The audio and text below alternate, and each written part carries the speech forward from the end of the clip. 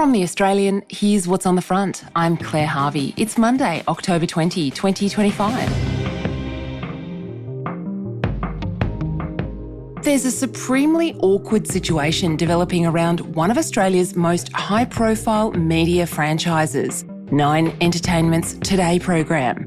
Nine's in talks with former Seven-star Samantha Armitage to pair up with long-reigning host Carl Stefanovic.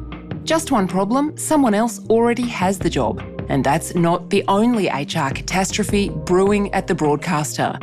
Today, Media Diary editor Steve Jackson joins me.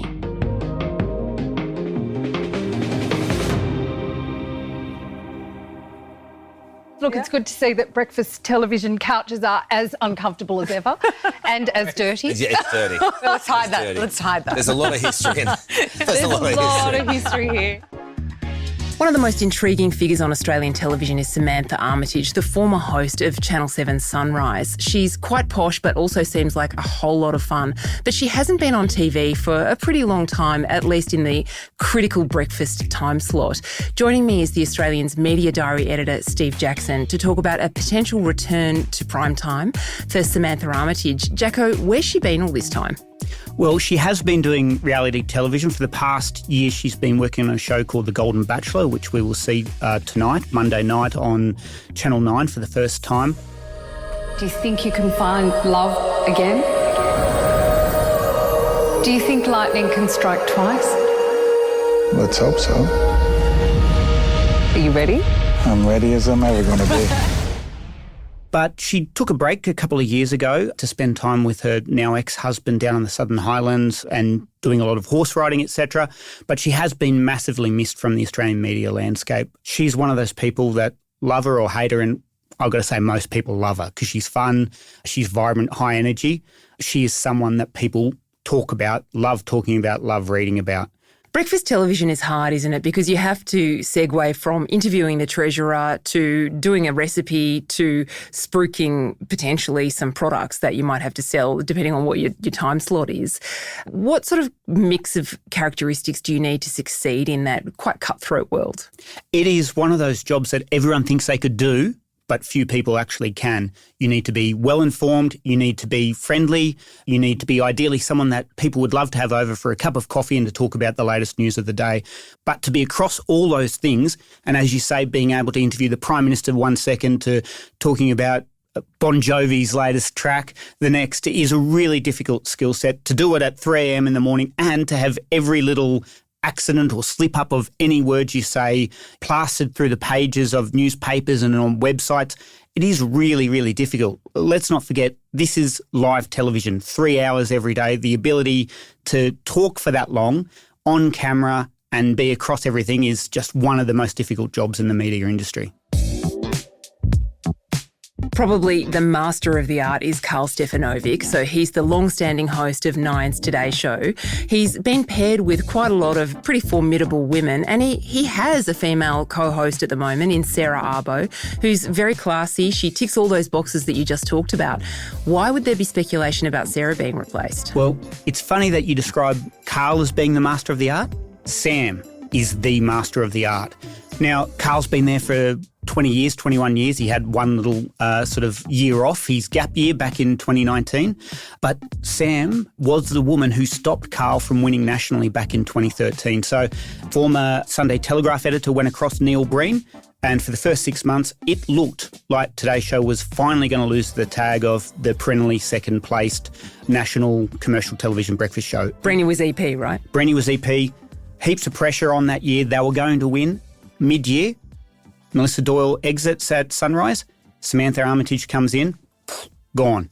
You know, she is the master when it comes to breakfast television. Harry, do you like older girls? Do you like older girls? Do you like older women, Harry? Hang on a minute. She's asking you. I was too old. You were too old for me, but now you're hitting on Harry. I'm not hitting on Harry. Liam, come back. Interview with Justin. Take one. I found an interview you'd done where you said you have a shot of tequila before you go on stage. You do that? Does that just take the edge off? A little bit. Thanks, Russell. That's very kind. It's not often you come to interview a celebrity and go away with a present like this. Oh, no, we do it all the time. I love it. Yeah, you should have been here yesterday. We were giving away cars.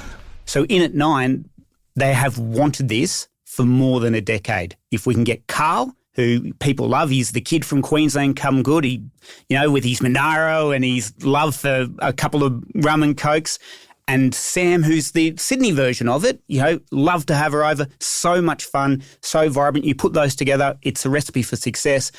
I don't think they even need someone who's like Michael Healy, who's the Svengali of television at 9. You don't need to be Michael Healy to know this is a winning formula. So you revealed in Media Diary a week ago that 9 was interested in Samantha Armitage and that she was potentially interested in a return to breakfast television. 9 didn't confirm or deny it at the time. What's happened since? They haven't confirmed or denied it. Not denying it is, some people would say, quite telling, but also 9 has a very strong policy of not talking about contract negotiations. I can ask as many questions as I like. Unfortunately, no one has to tell me the answers. But I do know that she most definitely is going to be on the Today Show for at least a few weeks this December. So this is going to be the real trial. She did fill in last summer while Carl and Sarah were both on leave. She didn't win in the ratings then. Read into that what you will, but she will be back this summer again, and it will be seen as another trial for, is this going to be the pairing that we finally see hosting the show and making that last-ditch bid to win while Carl's there. Because, let's face it, 21 years in the hot seat, how many more years has Carl got in him? Oh, geez, that he's done it for 20 years already. It's a taxing show, as we've already discussed. It's a taxing show, and the fact that he's still there after 2 decades is impressive, but he's not going to be there forever. This is a really awkward situation for Sarah Arbo, who hasn't done anything wrong. She's doing a great job, but it's the classic situation of you don't want the substitute who fills in for you on holiday to be better than you.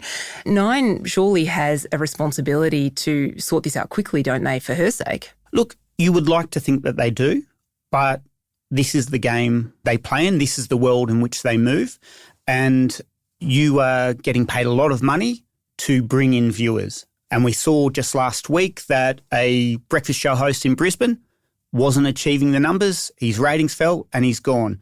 Now, that said, that's why they get paid so much money, because the risk is high. You put yourself out there, and if you pull in the people, you reap the rewards, and if you don't, you're gone.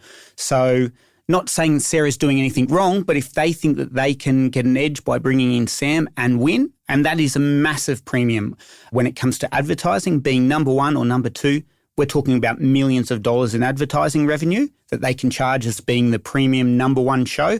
It's big stakes. So, yes, it would be nice if, everyone could have the job. Let's make everyone the host and keep everyone happy. But there are winners and losers in all these things.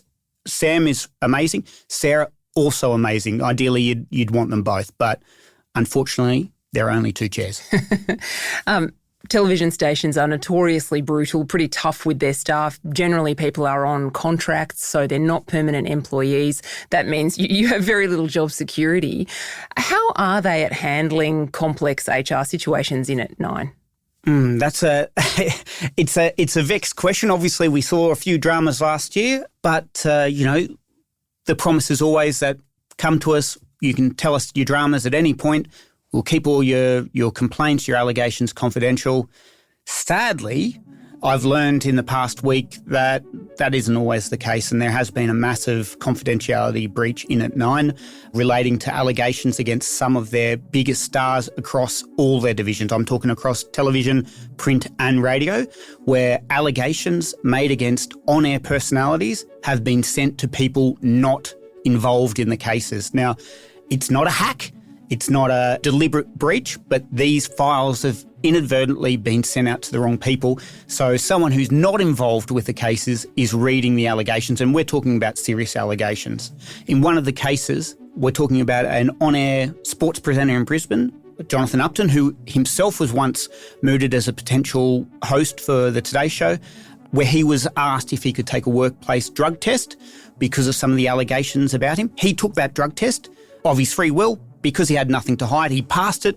They investigated him. He spent months off air last year. He missed out on going to the Paris Games because they were investigating the allegations against him. And clean bill of health. There was nothing to be found against him. He passed with flying colours. And yet the details of those serious allegations made against him, which are unfounded, have now been made public to people at the network who aren't involved in the case. And it's not just television.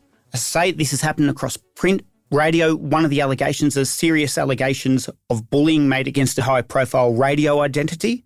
The allegations against the radio host are still being investigated, so I can't even reveal who that person is at this point. Yeah, how does that happen, that the files about a complaint end up in the wrong hands? That would be a matter for a defamation action potentially, wouldn't it? It would be, because they've published it to people who aren't involved, and obviously I've found out about it. So, yeah, you would imagine, and it's a massive breach of privacy for the people who were told, come to us, your complaints are safe with us, we're going to handle this. And for your complaints and your allegations, for both the person who's complained and the person who's being complained about, it's a disastrous breach of privacy for these allegations to be made public. And by emailing it to just one person who's not involved, that is making it public. We work in a very small media industry where we love talking about the media industry. And so these things are going to travel. Hey, did you know this is what so-and-so's been accused of? It comes in the context of Nine attempting to fix its culture, to create a culture of openness where people feel willing to come forward because they have acknowledged that there have been problems in the past with issues like sexual harassment and misogyny, allegations by women that they felt marginalised, that even when they were promoted that it was a bit of a glass cliff situation where they only got the job because some man had fallen over. Are these two instances, do you think, just an HR muck-up, or are they evidence of something more serious going on? Look, for the record, and to be abundantly clear, Claire, I think Nine has done a phenomenal job with the procedures they've put in place. They've addressed the issues. They've done everything they can. This is just a disastrous stuff-up, but I think generally, and it's a disastrous stuff-up that will affect people's confidence in terms of coming forward, because it's so difficult, as everyone knows in the media industry, to make a complaint against someone who seems so powerful if they're in a on-air position. The last thing that you want is to doubt the process. But generally speaking, Nine have been phenomenal. And you look at the bosses they've got in there now. I think Fiona Deer's done a fantastic job. The executive producers, the team they've got in there, I think they are trying their best. It's very difficult because, as we know, there's three sides to every story. You know, the complainant's the complaint and the truth that appears in the Australian Media Diary. So I think they are doing a wonderful job. It's just a shame when something like this happens and it undoes the great work because people start doubting the processes that are in place. Coming up, another cringeworthy HR situation unfolding at rival network 7.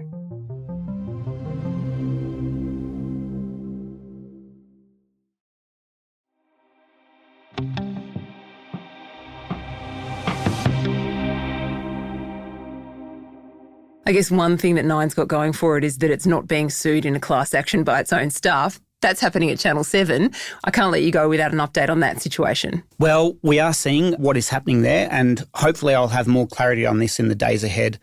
Last week I revealed the senior reporter had been stood down in the Melbourne newsroom. Someone had been snooping around in her email. She told friends that she logged in on the weekend and someone, she could see via the search history in her email, someone had been searching for a number of expletive words, one of which definitely wouldn't be allowed on the front, as well as the initials MEAA, which is the Media, Entertainment and Arts Alliance, which is the union that represents journalists, as well as the name of her law firm, and which obviously sort of freaked her out, according to her friends that told me that she was like, obviously they're searching through all my emails to build a dirt file on her.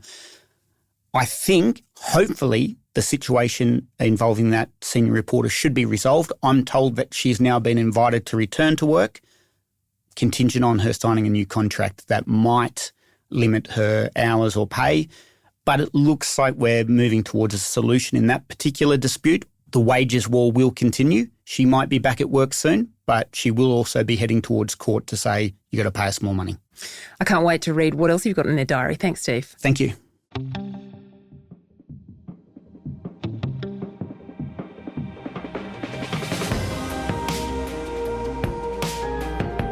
Steve Jackson is The Australian's Media Diary editor.